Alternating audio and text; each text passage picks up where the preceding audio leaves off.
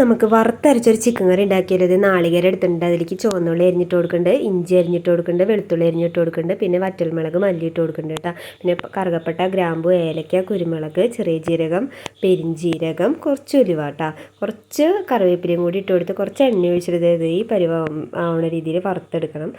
ചൂടാറാനായിട്ട് നമുക്ക് സൈഡിൽ മാറ്റി വയ്ക്കാം കേട്ടോ. അപ്പോഴേക്കും ഒരു ചട്ടിയിൽ എണ്ണ ഒഴിച്ചിട്ട് അതിലേക്ക് സബോളയും പച്ചമുളകും കുറച്ച് കറിവേപ്പിലയും മഞ്ഞൾപ്പൊടി ഇപ്പൊക്കെ ഇട്ട് കൊടുക്കുന്നുണ്ട്. അപ്പം മഞ്ഞൾപ്പൊടി ഉപ്പും കൂടി ഇട്ട് കൊടുത്ത് കഴിഞ്ഞാൽ പെട്ടെന്ന് സബോള വഴന്ന് കിട്ടും കേട്ടോ. അത് കഴിഞ്ഞിട്ട് നന്നായിട്ട് വഴന്ന് കഴിയുമ്പോൾ അതിലേക്ക് നമ്മൾ തക്കാളി ഇട്ട് കൊടുക്കുന്നുണ്ട്. തക്കാളി ഇട്ട് കൊടുത്തിട്ട് അത് നന്നായിട്ട് വഴന്ന് വരുമ്പോൾ അതിലേക്ക് ഒരു നുള്ളു പഞ്ചസാര ഇട്ട് കൊടുക്കുന്നുണ്ട് കേട്ടോ. തക്കാളി ഇടുന്ന കറികളിൽ പഞ്ചസാര ഇട്ട് കൊടുത്തു കഴിഞ്ഞാൽ ഒരു ഇത്തിരി ടേസ്റ്റ് കൂടുതലുണ്ടാവും കേട്ടോ. അങ്ങനെ ഒരു നുള്ളു ഇട്ട് കൊടുക്കുന്നുണ്ട്. അത് കഴിഞ്ഞിട്ട് പിന്നെ നമ്മൾ ചിക്കനും ഉരുളക്കിഴങ്ങും കൂടി ഇത് അരിഞ്ഞ് വെച്ചിട്ടുണ്ട് കേട്ടോ. അത് നമ്മളിത് കഴുകി വൃത്തിയാക്കി വെച്ചാണ്. അത് നമുക്ക് അതിലേക്ക് ഇട്ട് കൊടുക്കാം കേട്ടോ. ഇട്ട് കൊടുത്തിട്ട് നന്നായിട്ട് ഇളക്കി യോജിപ്പിക്കുന്നു കേട്ടോ. ഒന്ന് അടച്ച് വെച്ചിട്ട് അതൊന്ന് വേവണ വരെ ഒന്ന് വെയിറ്റ് ചെയ്യാം കേട്ടോ. എന്നിട്ട് അത് നന്നായിട്ട് വെന്ത് കഴിയുമ്പോൾ അതിലേക്ക് നമ്മുടെ നാളികേരത്തിൻ്റെ അരപ്പ് ഒഴിച്ച് കൊടുക്കുന്നുണ്ട്. നല്ല കട്ടിയിൽ അരച്ചെടുത്ത അരപ്പാട്ടാ. ഇത് അതിലേക്ക് ഇങ്ങോട്ട് ഒഴിച്ച് കൊടുത്തിട്ട് ഇത് മിക്സിയുടെ ജാറിൽ കുറച്ച് വെള്ളം ഒഴിച്ച് അത് ചുറ്റിച്ചതിലേക്ക് ഒഴിക്കണം കേട്ടോ.